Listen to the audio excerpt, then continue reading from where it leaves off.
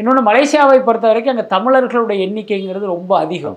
அப்போ துபாயை விட நீங்கள் மலேசியாவில் நடத்தும் போது அதுக்கு வந்து ஒரு மிகப்பெரிய ரெஸ்பான்ஸை நீங்கள் கண்ணால் பார்க்க முடியும். அதுக்கு அடுத்து மலேசியாவினுடைய அந்த தியேட்டரிக்கல் ரைட்ஸ் வாங்கினது மாலிக் ஸ்டீம்ஸ்னு ஒரு விநியோகஸ்தர்.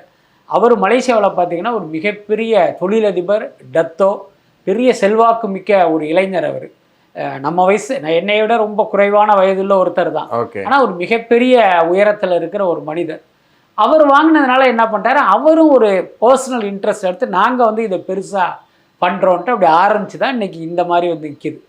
முதல்ல அவங்க என்ன பிளான் பண்ணாங்கன்னா, இது வெறுமனே ஜனநாயகன் ஆடியோ லான்ச்சாக மட்டும் நடத்துறது, இதுதான் அவங்களுடைய பிளானு.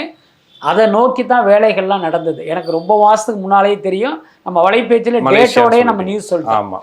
அதில் என்ன ஒரு நடைமுறை சிக்கல் வந்துச்சு அப்படின்னா, இப்போ ஒரு ஜனநாயகன் ஆடியோ லான்ச் நடத்துகிறோம், மக்கள் அங்கே எங்கெங்கே இருந்தால் வருவாங்க. கோலாலம்பூரில் நடந்தாலும் கோலாலம்பூர்லேருந்து மட்டும் வரமாட்டாங்க. பினாங்கு இருக்குது, ஈப்போ இருக்குது, ஜொஹூர் பாரு இருக்குது, மலேசியாவுடைய பல்வேறு மாநிலங்களிலிருந்து வருவாங்க. அங்கே பார்த்தீங்கன்னா எந்த என்டர்டெயின்மெண்ட்டுமே இல்லாமல் இவர் ஆடியோவை கொடுத்தாரு, அவர் வாங்கினார் அப்படின்னா அவன் ஏமாற்றம் ஆகிடுவான்.